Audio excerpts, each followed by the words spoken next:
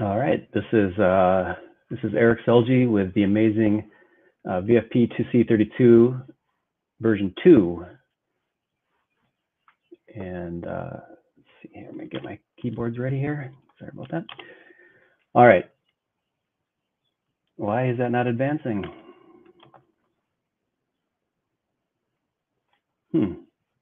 Right off the bat, huh? Okay, well, let's try this again from the beginning. My slides don't seem to be advancing. That is correct. I've been a FoxPro developer since 1989 or so, and I've done MadFox since 1995. I know you guys have heard this a lot before. Went to the San Diego DevCon.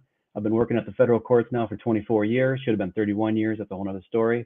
And the first time I gave this session was a very first time conference speaker, but that is no longer the case. I've actually done this a few times, not that you can tell, but this is not my first time speaking at a FoxPro conference. Maybe you've seen me before, and I appreciate you guys coming to see me again. After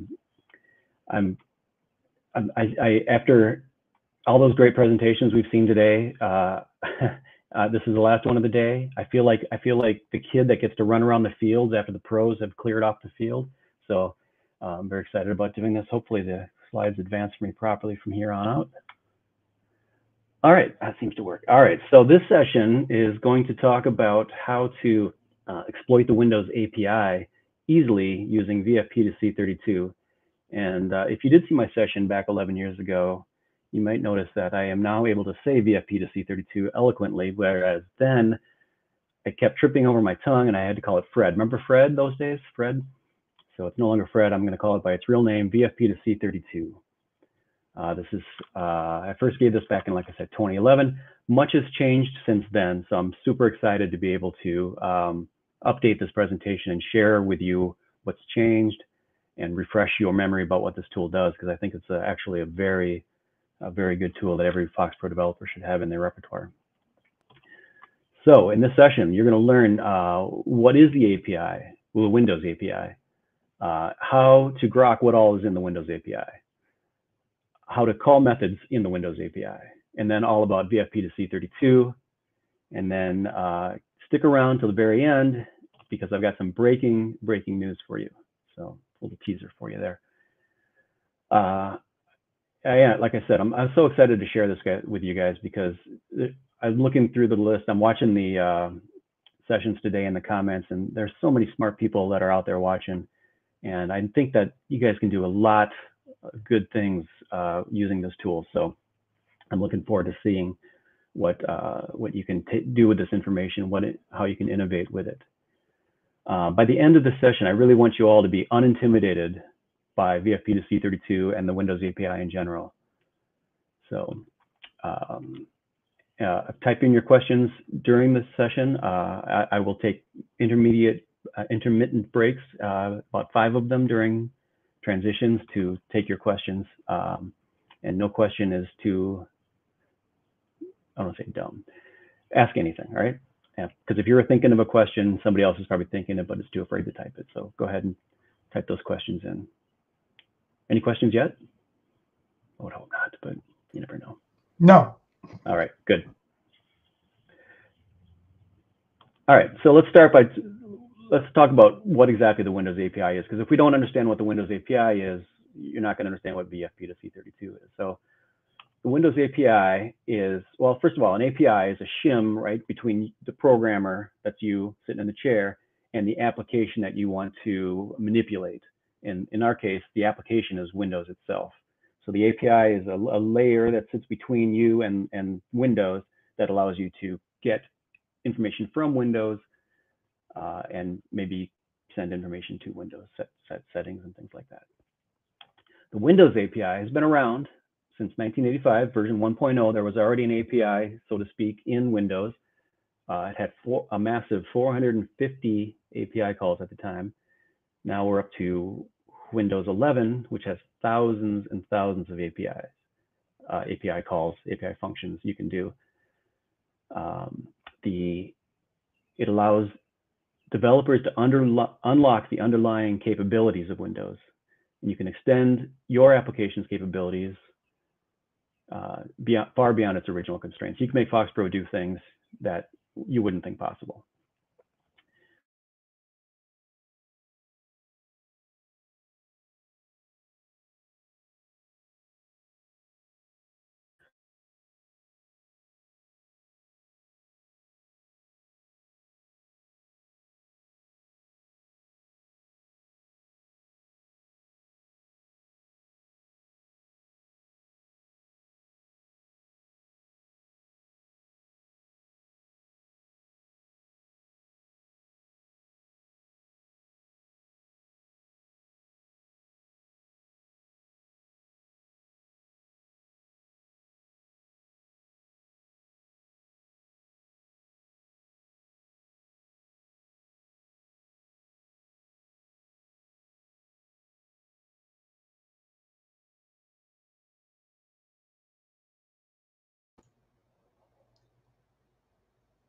Hey, Eric.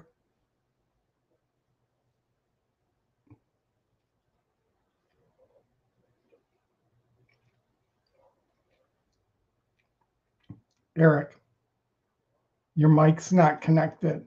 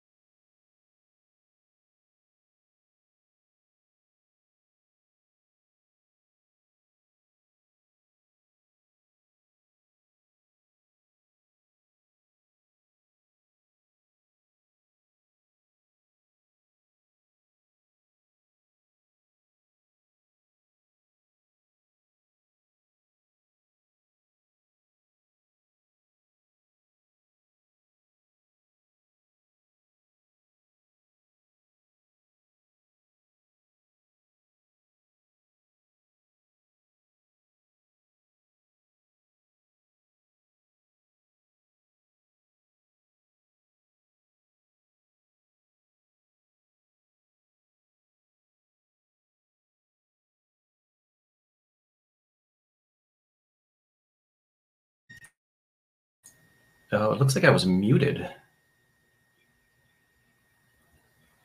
I can't hear you because you're muted as well. Sorry, I didn't want to sound too much. Now I can't hear anything. Can you hear me? What is going on here? Oh, geez. This is exactly the nightmare we talked about, isn't it? Self-promotion. All right, give me 1 second here. I'm just going to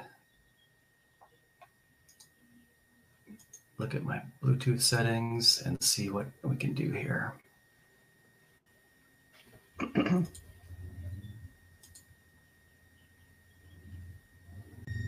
Okay, how's that? I can hear you. I can hear you just fine. No? I can hear you. I can't hear you, but you can hear me. Right. Yes. I don't know if it's any good if I can hear you, if I can't hear you. Well, they only need to hear you. Try again, Rick. They only need to hear you. I can't hear you. Oh, I heard that. You could hear me? I don't know what that was. Well, what I can do, Rick, is look in Slack for questions since I can't hear you, as long as you can hear me. Okay. Okay. We're going to continue on. Now, I'm going to look in Slack and you're going to tell me where I left off with you guys. We're going to crowdsource that one. Move that off the screen. You guys don't need to see that either. Sorry about this, folks. Okay. Can Should I just anyone, start? anyone in the audience tell us what you last heard?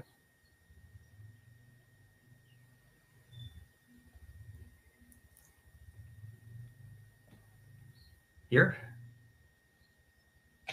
Here. Give me a nod where you think, oh, now I'm frozen up altogether. Oh, No, there, I'm back. I'm seeing it.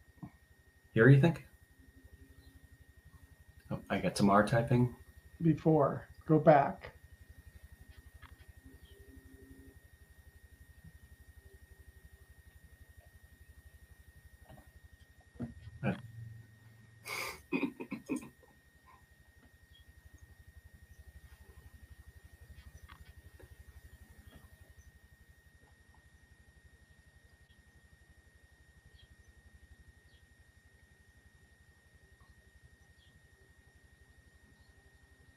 Talk amongst yourselves.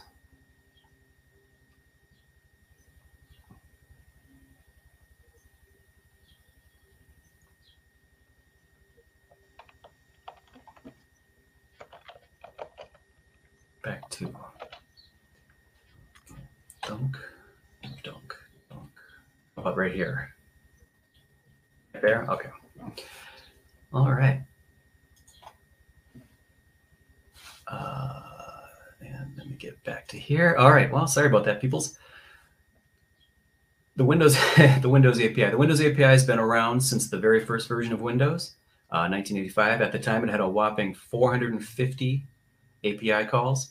Now we're up to Windows 11, and there are thousands and thousands of functions you can invoke from the Windows API. It used to be known as the Win32 API, but subsequently we've had 64-bit versions of Windows, so it's been just generified to the Windows API and shortened to the Win API. So if you hear me talking about the Win API, or the Win32 API, that's usually, we're all talking about kind of the same thing. This API is available to all developers for free and with no licensing requirements like some API, which means you as a FoxPro developer can access the same internals as a developer that a C programmer can do, or C++ or even .NET. The trick, of course, is knowing how to do this, and that's what we're going to discuss today. The Windows API comes with Windows. In fact, it is Windows. It's all those DLLs that are in your C Windows System 32 folder, like user DLL and kernel 32. Those are the DLLs that are exposed to the API. So there's nothing extra to buy, no client-side installation needed. As long as your apps are running on Windows, which I assume they are at this point, then you can access the Windows API without installing anything extra.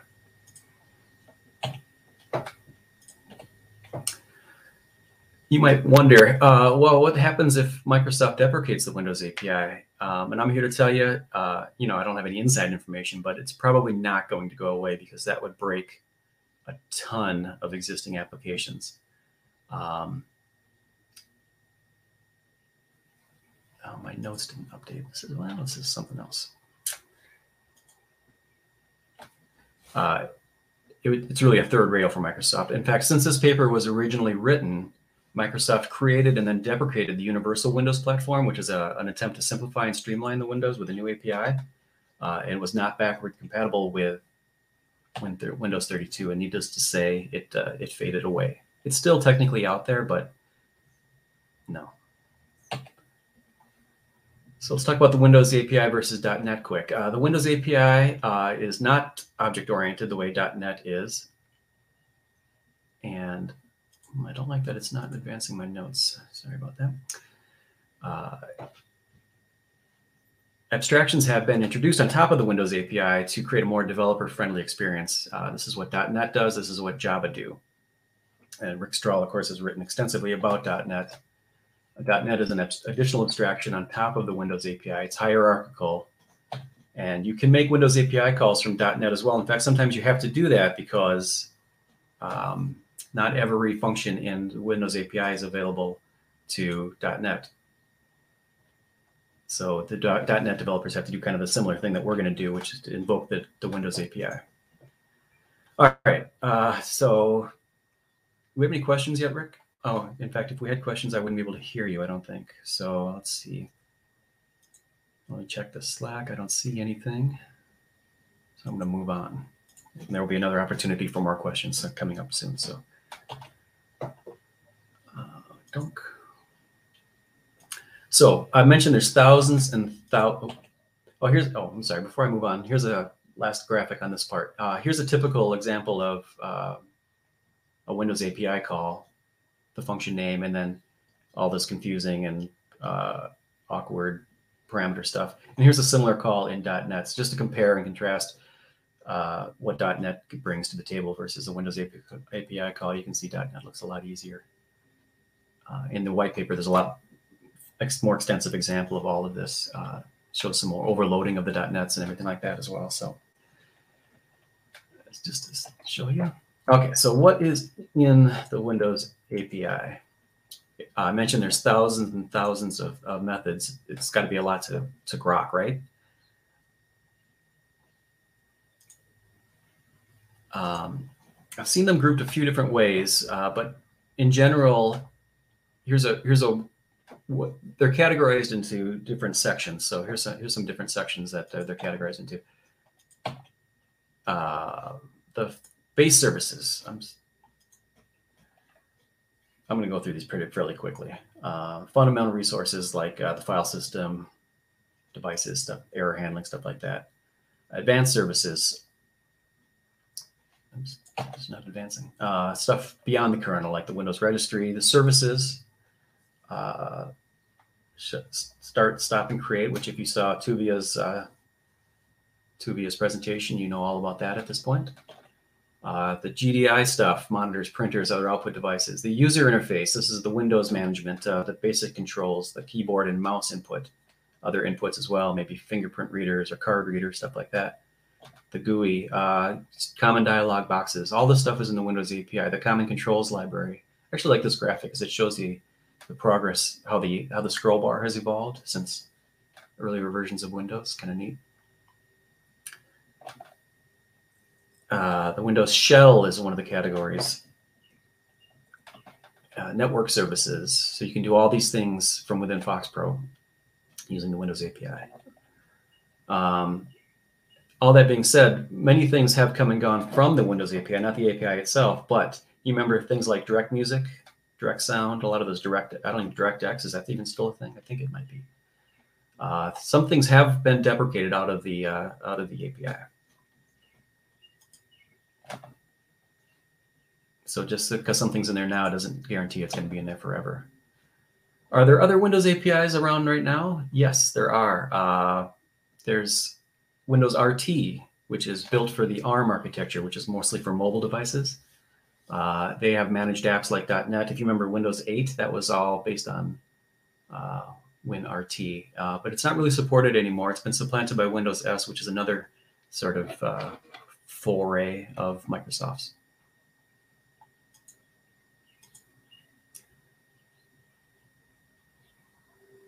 And then,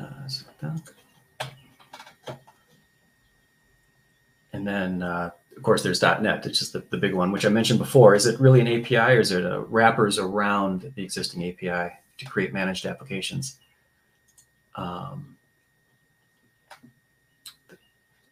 say it's more of a wrapper at this point. It's more of a way to make the Windows API object-oriented and hierarchical rather than just the flat procedural code that it is out of the box.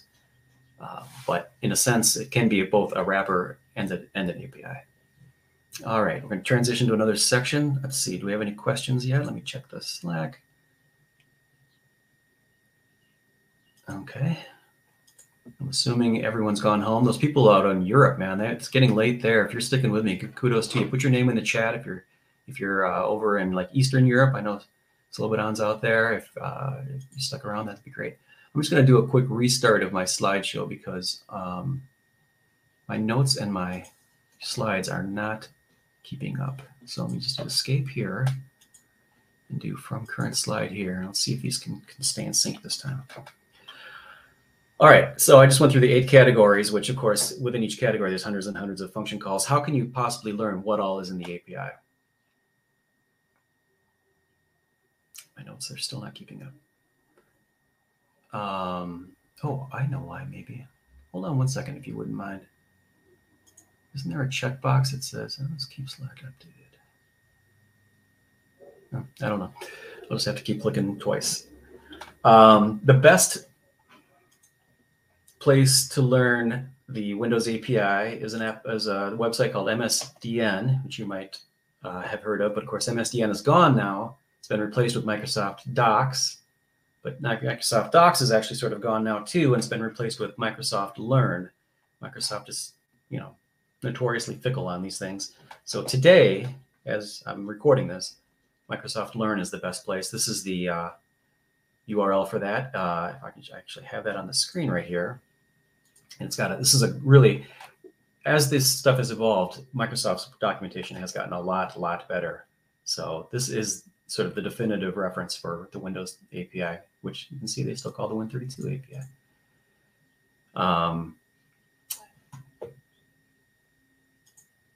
Back to the PowerPoint. There we go.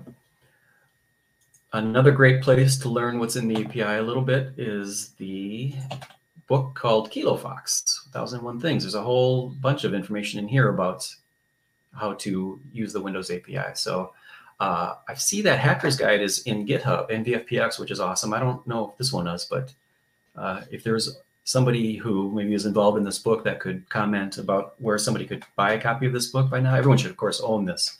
But if somebody wanted a copy, how would one go about getting this? It's a great book.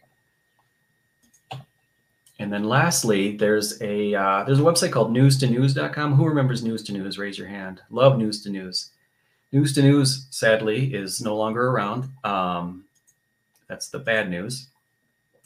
News to News was done by Anatoly Mogilevets. Hopefully I got that close. That searchable site had hundreds, if not thousands, of FoxPro-centric examples of calls into the Windows API. But like I mentioned, the site is shut down. That's the bad news. There is good news, though. Really good news. Maybe that's why it's called News to News, because it went bad news to good news. Anyway, Anatoly donated all the contents of news2news.com to a VFPX project called Win32 API project, which if you've looked at VFPX, you might have seen this out there. And this is Tor Blecken took all of that information. Tor, if you're out there, big thumbs up to you. It's a huge project, and formatted it all, made it all into this fantastic GitHub project. So you can go to, you don't have to download anything. You can see that all the stuff that was in News to News right there on GitHub, just in your web browser. So here's another page from the Win32 API project. It's got all the functions in the Windows API grouped a few different ways. So after the session's done, go and check that out. It's awesome. And I'll talk a little bit more about this project in just a second. Any questions yet? Has everybody gone to bed? I can't blame you. All right. You know, watch it on demand later. Rick's going to clean up all the editing from when we had the issue and put it out there and add sound effects and everything. It's going to be awesome. Some CGI maybe. All right, so how can I make API calls from within Visual FoxPro? Well, the classic way is the declare command, right? Declare DLL, different than declare array. With the declare command, you say essentially what the name of the function is that you want, which DLL it's in. You can alias it. You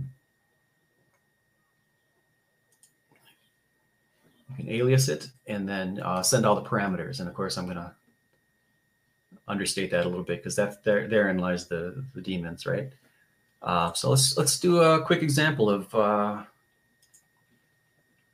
declaring invoking some API examples.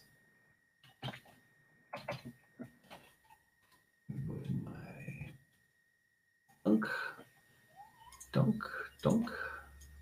There's the sound effects. Replace those with digital ones, if you wouldn't mind, Rick, in post-production. Okay, so here's a trivial example of how to declare a Windows API function. You say declare the type. This is the name of the function as it is in this DLL. And then this one doesn't actually have anything else, no parameters or anything else like that. And so if I run this, oops, I don't want to maximize so I can see the screen. If I run this, I can see that I have, I actually print two different things here. I print, oh, I timed that up. I actually print the results of this and this, because these are actually another way to invoke the Windows API. Some of the functions in FoxPro are essentially doing this already. And I'll talk about that in just a sec too. But if I run this again, keep your eye on this. The active handle is 197980, which you can see is actually the same exact thing as that. So what this is doing probably under the covers is this.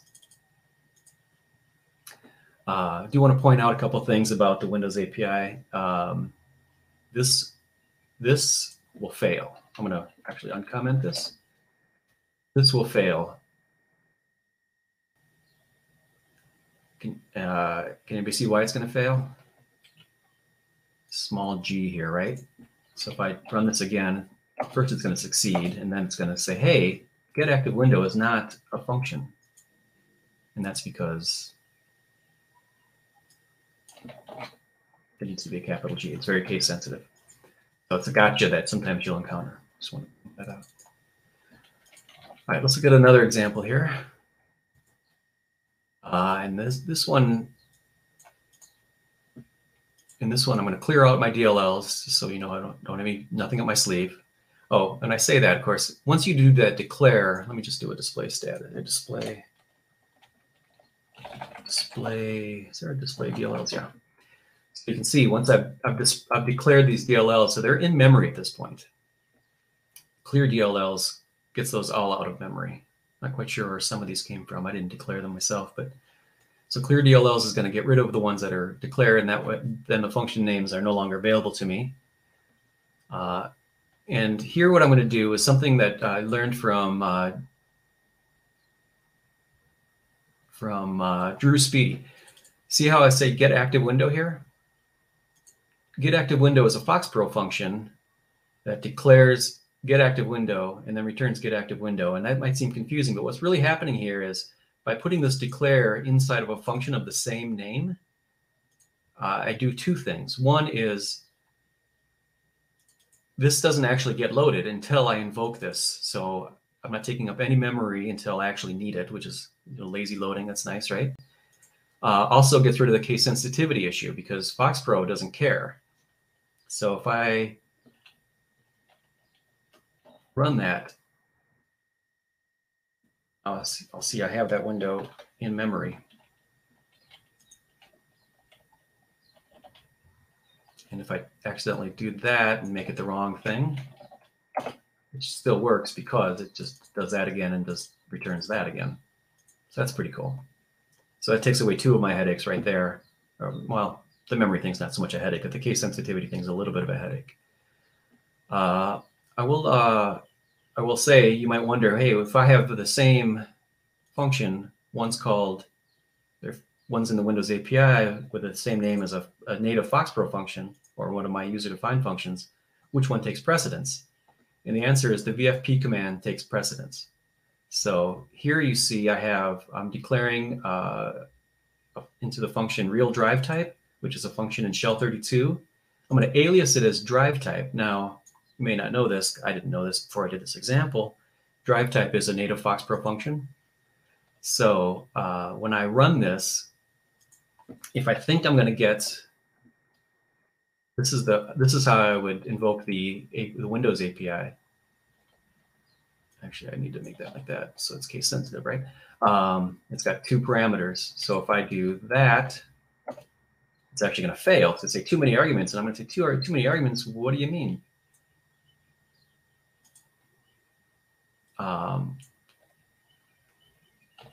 If I do that, oh, I'm sorry, hold on. If I do that, too many arguments because it's trying to invoke the FoxPro function called drive type, which only takes one argument, which is a drive letter into 3, whatever 3 means, probably a hard drive or something, I don't know. So the FoxPro command takes precedence, even though I've declared a Windows API. So that's a couple more gotchas. What does this one do? This one's slightly more complex, and I've been showing you some fairly trivial examples, but here all I want to do is get a GUID. I just want to get a GUID, okay? FoxPro doesn't have a native command for getting a GUID. So I looked up in my Windows 32 API reference, and I saw that this is how you get a GUID. And you can see how it's getting a little more complicated now, right? Now I've got some strings, I got some pointers, I got a buffer, I got to make sure things are the right size. And that's how I get a GUID. So that works. That works. It's, 20 lines of code here or whatever, but it does work. So that's cool. I have to do some conversions and things. And one more example. So the last example, what this one is going to do is set, it's like the old DOS touch command where it will set a file's access time to now. So I'm going to pick a file and I'm going to set the time that it was last accessed to now. In fact, I'm going to pull up my temp folder here. I'll show you. Nothing up my sleeve. So let's just do like VFP9 registry.txt. You see I did it yesterday at 9:42. Move back and run this example. I'm going to pick that file from ctemp.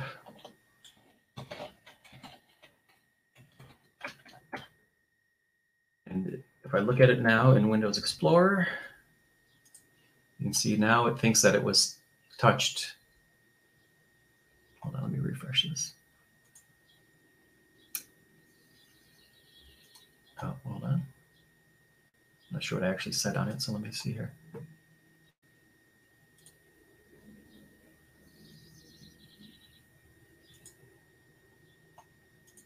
What did I say to do it to? Change the write time. I would think that would change it. I'm not sure why it didn't. Why it thinks it's 2:42 a.m. Set it to the. Something must be wrong with my function, but it did change the time. It just changed it to the wrong time. That's super weird. I'll buy a beer for anybody who spots the error in this code, which is, by the way. Oh, I should mention this. I just uploaded during 2 of sessions updates to my sessions because I'm a procrastinator like that. So the code that I'm looking at here is all up in your session materials now, as well as this PowerPoint and the white papers as well. It's been updated, so good stuff. All right, so that did sort of work, but it did work. But yeah, but look at this. Look at this. All that conversions and all like that. All right, look how many different Windows API calls I have to make this all happen. And of course, I'm setting this up because it's going to get easier, right? All right, back to the PowerPoint for just a second. And that was declare. You saw a lot of the problems there. Translating those parameters from different types can be tough. I didn't even get into much about structs, but don't get me started. There was no IntelliSense there. There was no way of knowing what's available to me. And yeah, so it's kind of hard to figure out what functions, oh, there's a typo, what functions are available. So there must be an easier way. Well, one thing that can help a ton is that Win32 API project. And I didn't mention this before. I mentioned you could look at stuff on the screen, but you can also, if you download this project from GitHub, it comes with a application, a FoxPro application called API Viewer.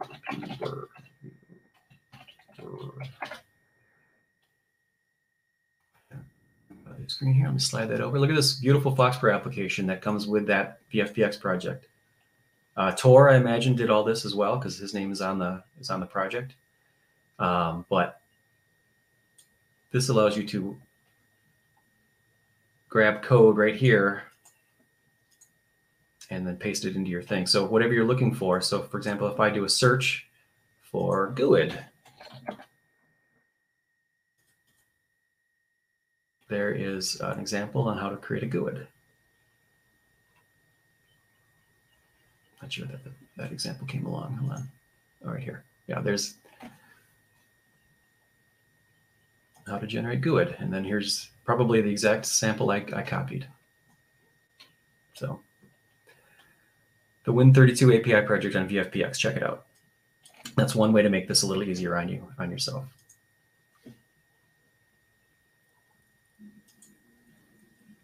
Let's get back to my PowerPoint. There it is. Oop. That's still too hard. What else is there? Well, I'm going to mention a couple of things. There's a ton of FoxPro commands that are built into FoxPro that actually do the same thing. I already mentioned _vfp.hwind. Most of those sys functions, what they really are, okay, so I mean, the Visual FoxPro, or I guess probably D-based language designers didn't expect you to make calls into the Windows API anytime you wanted from the operating system. There are many commands, but there are many commands built right into the language that reach into the Windows API for you. Many of these are those enigmatic sys functions like I've enumerated here on the right. Sys0 returns the machine's name, which is just essentially a call to Windows API's get system name a function, right?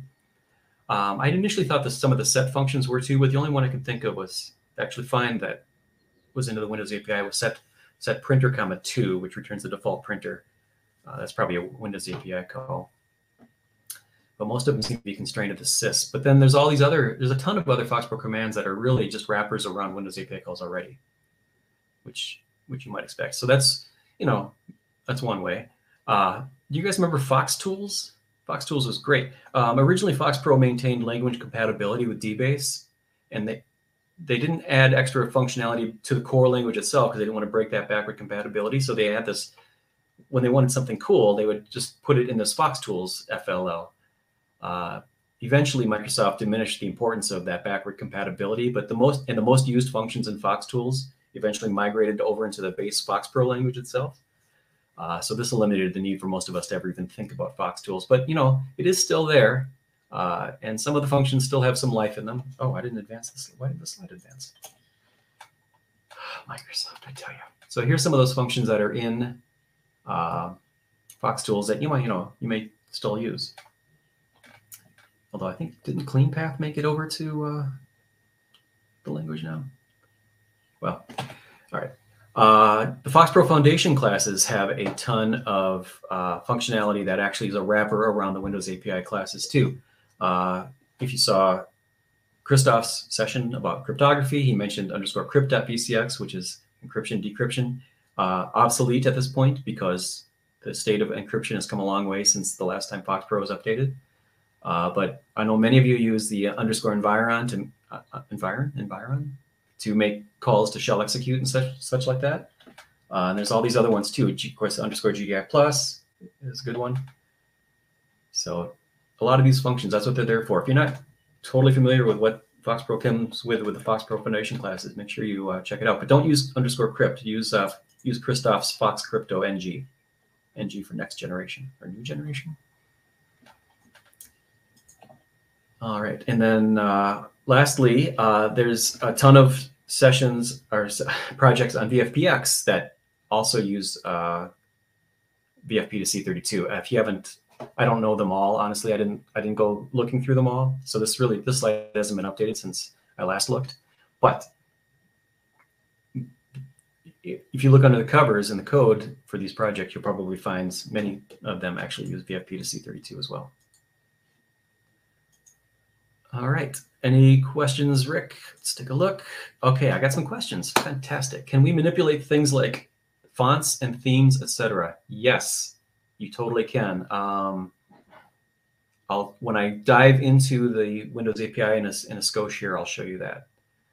Can VFP9 use Unicode? What did I just see about Unicode? Hold on. Let me think about this for 1 second. Sort of. Here, let me.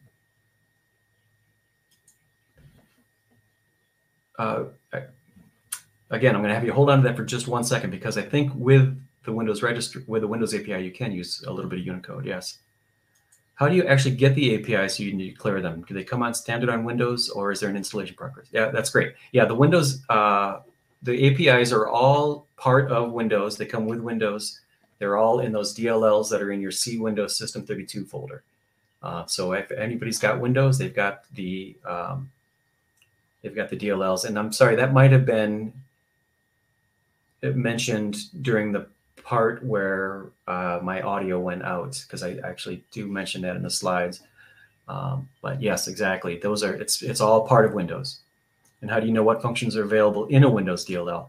Also a great question, of course, with the documentation that I showed you from Microsoft Learn, you could see it all there. There's also an application called Depends that is part of Windows that you can fire up and point to an executable, and it'll show you all the DLLs that depends on. And then as far as what functions are available in the DLL, there's another tool called, I'm sure somebody knows, put it in the chat, please.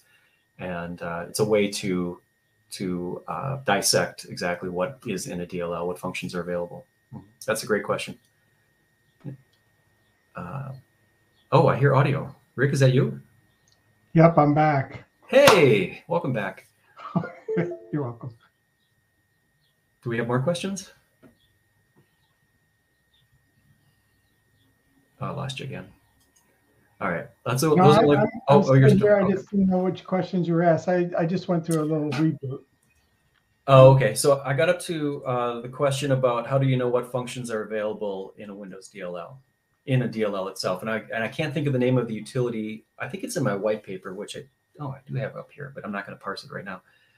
That you could point to a DLL and it'll show you all the functions that are available. But probably Microsoft Learn or this Windows 32 API project is probably a better place to look. Yeah, there's only one other question.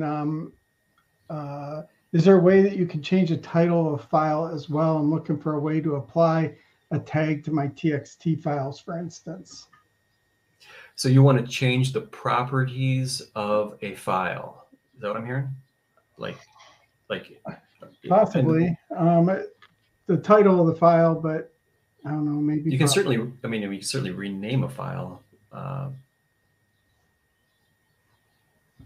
Use all kind. There are all kinds of file. Well, here, let me just bring this up here. I'm going to go back to here, and let's look at that API viewer again. So, whoa, there it is. So if you're looking for file functions, what I would do is I'd go a couple ways. See, he's got these. There's different ways to sort them, right? So you can sort them by, kind of group them by functionality. So like file system stuff.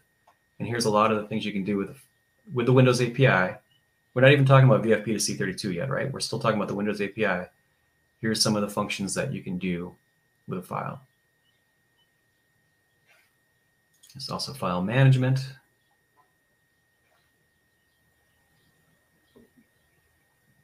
So set file attributes, maybe that's what you're asking about. Oh, those are those kind of like read-only type of attributes. Maybe. File mapping, I'm not sure what that is. And of course, I'll be honest with you, I don't know what every one of these functions is, or even 10% of them. All right. Shall we move on, or is there another question? Is there an update to the get folder function? In Windows, it's is there a better? Yes. Okay, I think I know what you're saying. What you're asking. So you're not happy with FoxPro's get folder. You want an embellished get folder, right? So what I would recommend for that is Carlos Aloetes, and I'm not saying that right. Sorry, has those controls that he did, and one of his was a wrapper around the Windows API that had a very much embellished get folder that actually used Vfp2C32 to do that. But at the same point, yes, there is. When we get to Vfp2C32, I'll show you a way to embellish the get folder functionality in FoxPro. Great question. And one of the examples I actually give deals with that. Okay, that's it. Okay. All right. So actually, that's going to be the dialogues. Is there dialogue? How does he do? Yeah, dialogue boxes. Common dialogue boxes. I'm not sure how he does that. Get open file name. Here we go. So much to learn. So much to learn. If I could just raise your awareness of this functionality today, and then you guys can run with it from here, that'd be great. All right. Here's those these CTL32 functions from Carlos. Those are the ones that there's a much better, if you can find it. I've found it to be a little hit or miss at this point, and I don't think it's in VFPX, but those are the ones that are has the great get folder functionality. All right. So now at this point, we've seen what's in the, why is that slide not advancing? Come on, baby. There you go. All right. We've seen what the Windows API is, how to make calls manually from Visual FoxPro, a variety of tools that wrap the Windows API functionality a little bit into class libraries or take advantage of it. But still, wouldn't it be great if there was an easier way? And indeed, of course, there is. That's why you're here today. Vfp2C32. Vfp2C32 was, whoa, back it up. Come on, back. Oh, PowerPoint issues.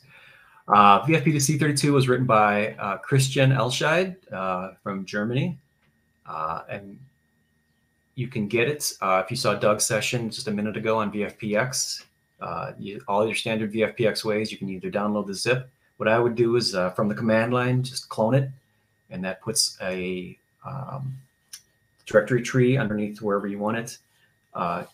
It's got this directory structure. So it comes with all of the C code because it's open source. This whole project is open source, so you can dig into it. You can embellish it, document it, all those things that Doug was talking about in his session. He's welcome here. It comes with a folder full of examples, and most of the examples that I'm going to show you in a minute here come from that subfolder. It's got this little utility, which I'm not going to show you today, but it might be handy for you if you get into this sort of thing, that will convert FoxPro code to the C++ structural equivalents for parameters. Because typing those parameters really is the hardest thing about making calls into the Windows API. And so this little utility is very helpful to convert. Comes with a help file, which I'll show you in just 1 second. And then it also comes with this folder here called example service, which if you saw Tuvia's session on FoxPro and services, this is another way to run FoxPro code, COM objects as a service in Visual FoxPro. So, or not in Visual FoxPro, in Windows, so that you can have those running. It comes with these 3 examples of services. One is a service that this is super practical application of the Windows API in FoxPro. A service that logs all of the events that even, oh, it ran off the screen here. Even events that FoxPro itself cannot log, like power events or shutdowns, stuff like that, that crashes in your FoxPro code. This can log that kind of stuff. Service that creates and controls a new object. So there's your multi-threading. Somebody was asking about running multiple reports simultaneously. There you go. And then a service that watches a file watcher to, rather than have a timer that constantly is doing like an ADER and checking for file changes, this one binds itself right into the Windows events so that you can have a file watcher that acts whenever a file is created or changed or something like that. So these are some great examples to look at. Oh, and there's that server host. I'm sorry. This is the project that he wrote to run Visual FoxPro COM service as a Windows service, and there's a help file for that as well. So this is all from Christian Ehlscheid. Let's see if I missed anything here. This Vfp2C32 is a FoxPro dynamic linked library, an FLL, that wraps all the Windows API into functions that are easily called from VFP. So the advantages of this are that, hold on, I'm jumping ahead here. My slide didn't move again. I mentioned it comes with a help file. It totally does. So it's got everything grouped. And these are actually the VFP calls now. These are not the Windows API calls, but these are the wrappers around. I'll show you that in a second. And here's the big advantages to Vfp2C32. All the functions are declared automatically. You don't have to do any of that declare stuff. All those parameters to the APIs are translated automatically for you, so you don't have to worry about all that. You just send the FoxPro types. It takes care of it from there. Errors are handled gracefully, far more gracefully than declare does. And I mentioned all the source code is included. Excuse me. Christian actually put this out in the public domain in 2005. It was intermittently available. I'm so happy, though, now that since I first did the session, it's been submitted as a VFPX project. So hopefully it has a permanent, stable home from now on. Did I mention IntelliSense? I don't know if you remember, the declare did not have IntelliSense, but Vfp2C32 does. All you have to do is run this file once, and from then on, whenever you hit Vfp2C space, you get IntelliSense. Here, let me show you. Let me show you. Where did FoxPro go? Oh, it's right here. Still got that running. So if I do Vfp2C space, I get IntelliSense. Here's every function that's available to me now. That's probably scrolling by too fast. You can't see that, but you can see there's a ton of functions available here now to me that were not before. And even I can't do anything like that with declare. Declare has no, there's no, you were asking earlier about what functions are available in the DLLs. No idea. Declare does not tell you. Oh, that might be a good FoxPro. That might be a good project for VFPX if somebody could do that. Create IntelliSense for declare. All right. Let's see what's next here. Oh, demo time. All right, let's look at some of those previous examples that we did with declare, but this time let's use Vfp2C32 to accomplish the same thing. So fire up my FoxPro here. Here it is. Go to my examples here.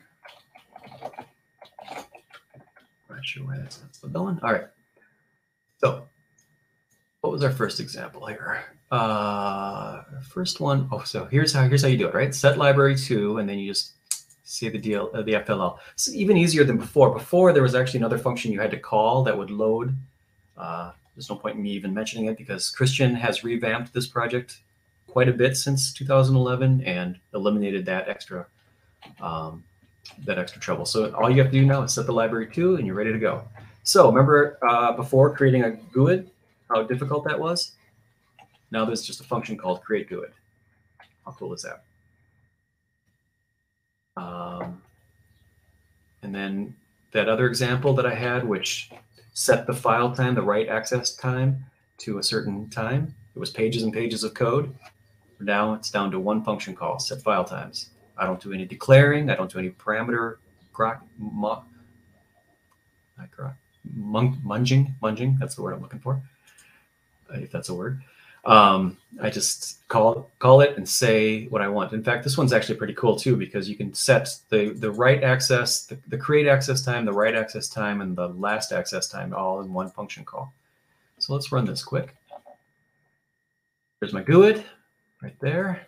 Run it again, I'd get a completely different GUID. It wants me to pick a file, so I'm going to pick that same. Is it still in my thing? Yeah, VFP F9 registry text. And if I look at it now, it says that the last write time, and let me look at that, and so you know there's nothing up my sleeve. The last write time of VFP9 is right now. Perfect. How easy is that? That's just one simple example, though. Let's look at another example. This one is not one of our previous examples, but this is an example that shows the file, the get folder, what some of the things you can do with a new file open dialog. So this is your new function for opening stuff. And if we looked at the help file, we'd see what all that does. But this allows you, with this dialog, and I don't think there's any equivalent FoxPro dialog, you can pick multiple files all at once in one file open dialog, throws them all into an array, which is called that. And then I can act on that array, and I'm going to make another call here, which is sh copy files. And sh copy files takes all of my files that I picked and copies them all at once, and it gives you the Windows, copy files dialog. So actually, I would love to. This is something I would like to do, is use this sort of functionality in when Thor does its check for file updates, and it's flashing those wait windows. I'd rather I wanted to use something like this instead, so you get a better status of what's going on. So let's run this quick, and you can see kind of there's a couple of different examples here, right? We got to get this one and this one here. So I'm going to say it gives me a dialog. I can pick multiple files. I can do shift and get a lot of files at once. That's pretty slick. And then if I do, actually, I'm going to pick some bigger files so you can make sure you see that dialog go by. Pick C temp. I'm going to pick all these files. I don't know what they are. And then, oh, asks if I want to. That was a flag. I could have just said overwrite them, but I'm going to say replace the files, and then you get the dialog. That went by pretty fast. Sorry about that, but you get the idea. My dog has joined the session, so hello, Tasha. I'm sorry if you can hear her. I'm going to skip this one here. The idea behind this one is good. It doesn't seem to be quite working for me right now. The idea was similar. It's going to throw up a similar dialog. Oh, I do want to show it to you actually, because you'll see this one has a whole different look to it. I'm going to throw up the file open dialog. And the idea here was that every time I pick a different file, it's supposed to invoke this function, so I could do stuff with it. But I couldn't quite get it to work. I was actually working with Christian on this, and I'm not sure why it's not working. By the way, if you see a D at the end of the file, that's for debug. That's a debug version of the FLL. So here, look at this. It's completely different file open dialog. I still get multiple choosings, but you can't see anything going on back here. It's supposed to, at this point, whenever I click a different file or a different folder, it's supposed to be giving me a little, invoking this method, but it's not working. So sorry about that. But when I cancel, it comes out of it. So if I run it again and actually pick a file, I think it does something else.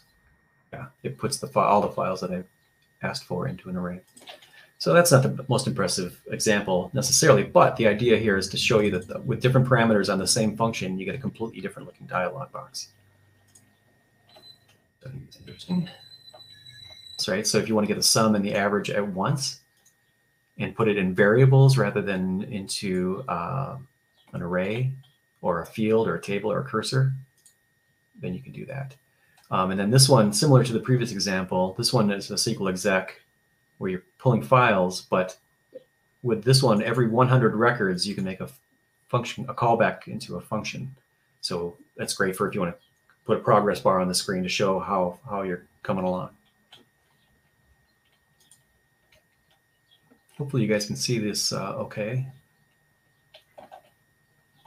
Let's go back to, speaking of services, real easy now to invoke or start and stop services right from within FoxPro without doing anything special at all.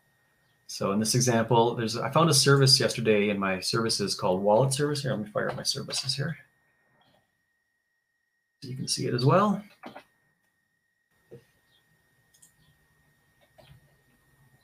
Actually, I had this running earlier, but then Windows decided it needed a reboot today, so I did that and I lost it.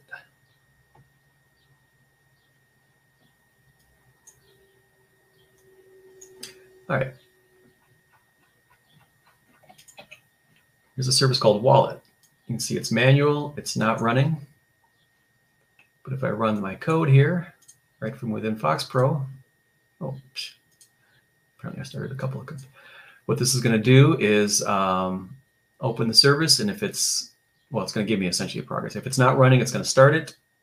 And if it's already running, it's going to tell me it's already running. Keep an eye on this. On this. And this tells me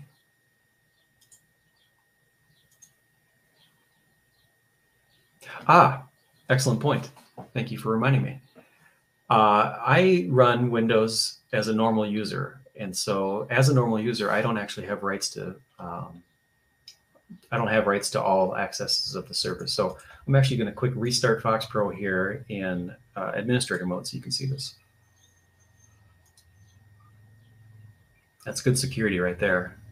You can't get around it. So I'm restarting FoxPro as administrator. Donk.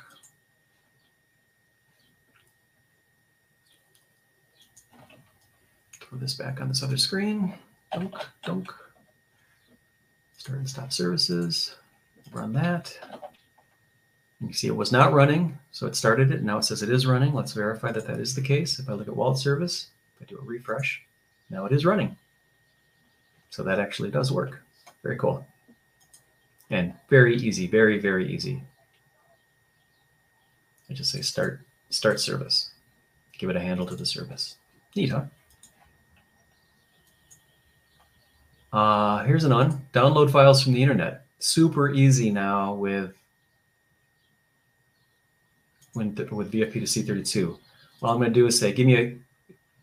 I'm going to have it do an input box. Say who's coming to VFF. It's going to download using this Windows API call this file into a temp file. And I'm just going to parse the file and say, is that person coming? So let's find out who's coming here. Who's not coming? I'll run that. So give me a name. Let's see, is Bo Durbin coming?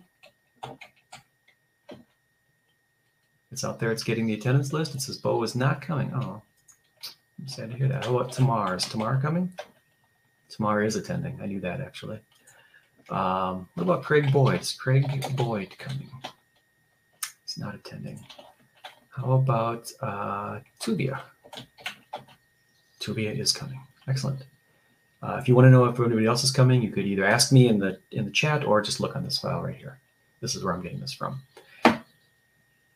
All I'm doing here, downloading the file, parsing it, real super easy. If you were going to write an application that does screen scraping, and I'll be honest with you, I've done this kind of thing. This is a real easy way to do it. All right, how are we doing on time? We're getting close to the end here. So just go a couple other things super quick.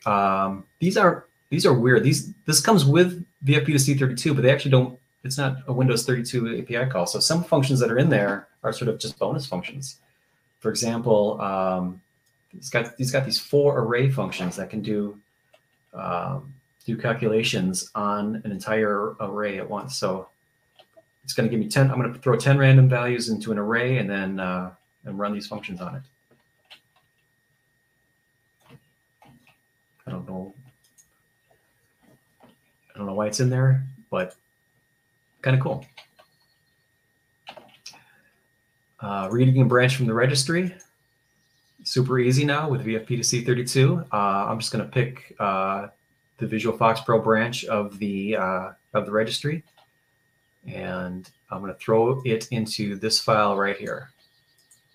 And I do that with a call to a registry values.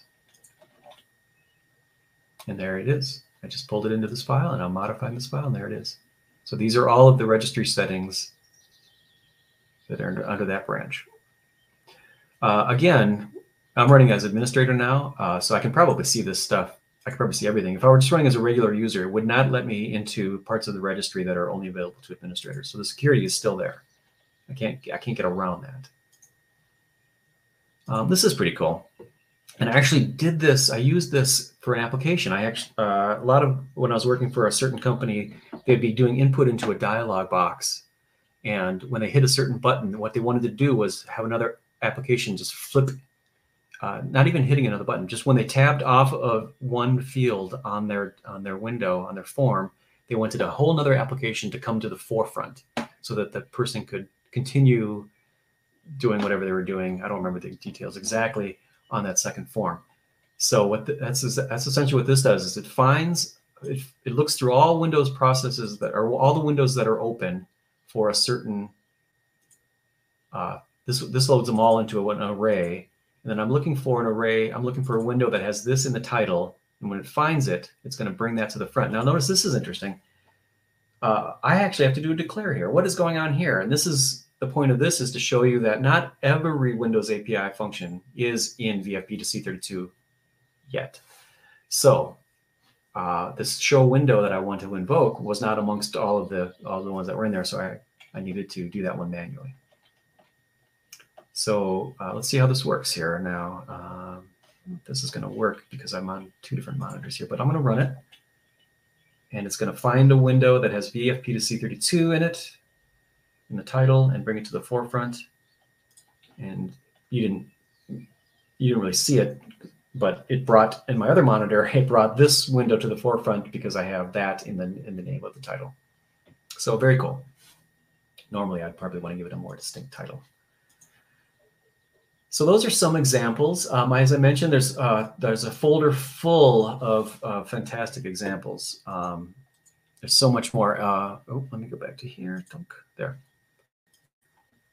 So many more examples in the examples folder. How to deal with printers, running processors, more callbacks, all kinds of Windows events, the taskbar. There's a cool one in there that auto hides the taskbar, for example.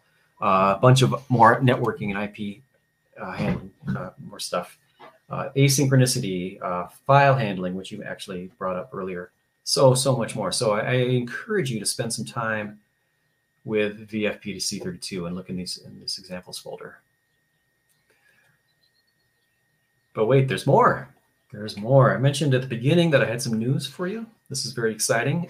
Christian is still actively working on this project. Just last week, he put an update out there. And this update, as of 5.2, includes a 64-bit version of Vfp2C32. So I guess the name isn't quite appropriate anymore. But one of the drawbacks to VFP or VFP Advanced 64-bit was that it couldn't use Vfp2C32, Fred, because it can only use 32-bit DLLs or FLLs. Well, now there's a 64-bit FLL that you can invoke from Windows, from VFP Advanced 64-bit. So all of that functionality for the Windows API is now available in 64-bit VFP Advanced. And if you're not using VFP Advanced at this, I would definitely encourage you to look at that project. I know I've mentioned it before, but it's essentially a pseudo-supported version of Visual FoxPro with a lot of bug features and additional features. So definitely check that out in VFPX. That one's not in VFPX actually. You have to seek that one out. But all right. So let's see, where are we at here? Summary. So hopefully at this point now you know what the Windows API is all about, how to make API calls the hard way, and how to use Vfp2C32 to make Windows calls the easy way. Thank you so much. I'll take questions either here or there, whichever way you want to do this. I guess I can buzz over to that other session after this. Yeah, but we have a couple of questions. Oh, you have some questions? Okay, good. Yeah, maybe I can address them right here. All right, lay them on me. So looking ahead, are all the Vfp2C32 32 FLL functions fully backwards compatible or identically named ones in earlier versions? So that is in Vfp2C32 itself. No, he actually has deprecated some functionality and consolidated some functionality. And so if you had a version of Vfp2C32 from 10 years ago, there may be incompatibilities with what's out there today. So if you just update it, it might not work. Although doing a compile of your application maybe would reveal what's not the same. There may be some confusion. Is the V2 in your session title meaning your second yes round on this, or the product's got a second version? Yes, it's my second version of this session. Right. Good question. Okay. Normally I like to do my sessions, I like to have them be related to like a song name title, right?